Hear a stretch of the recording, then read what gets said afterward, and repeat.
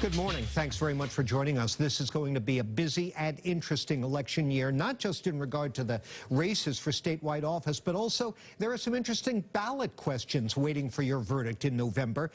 Throughout the year, we'll be talking with both sides of some of the more high-profile questions, including the question defining and regulating the relationship between app-based drivers and the companies like Uber and Lyft that employ them. Well, that issue is top of mind these days for our guest, the president of the Massachusetts AFL CIO, former state rep and senator, Steve Tolman. Jon, great to see you.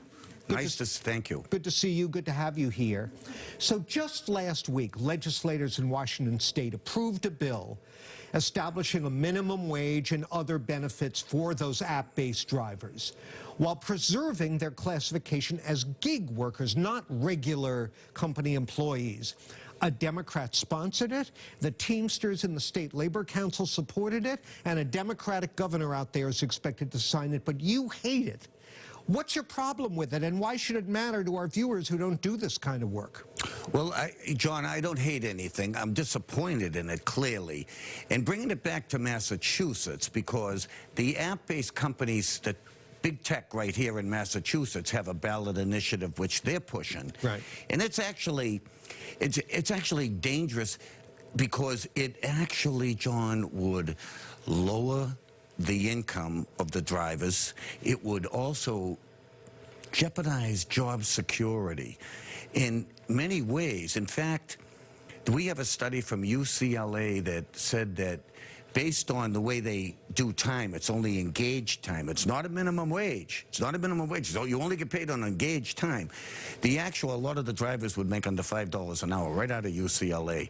It's kind of like a wolf in a sheepskin, John. That's point one, and it's just unacceptable. Because the appeal of this kind of work for a lot of people is you can make your own hours, you work when you want to, you don't have to go into an office. So the argument is, well, given that the nature of that, these aren't regular office workers who should get the traditional slate of benefits. John, they want you to think those are the issues. But the second issue I would like to say is basically it puts consumers at risk. How so? Because the ballot initiative, which they talk about the drivers, which it's not just about the drivers, it absolves these corporations from any liability at all, so that if there's a tragic accident, you're left on whatever the insurance the guy driving the car has. And we know about the tragic accident that we saw in the Globe with that chef from Boston, yeah, who, you know, was up-and-coming chef, well thought of, and his driver actually hit a parked car, and when they checked the driving record, he had over 20 citations. He had all kinds of a bad record. That company should have been liable for that. This poor soul ended up having to move back home with mom and dad in South Boston. He was an up-and-coming chef, and the insurance wasn't adequate for him, John. That's what we're talking about. The company doesn't tell you that they're absolving themselves from any liability.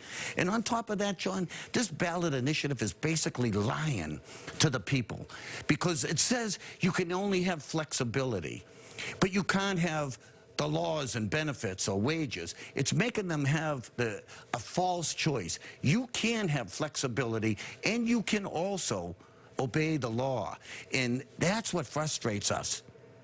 All right.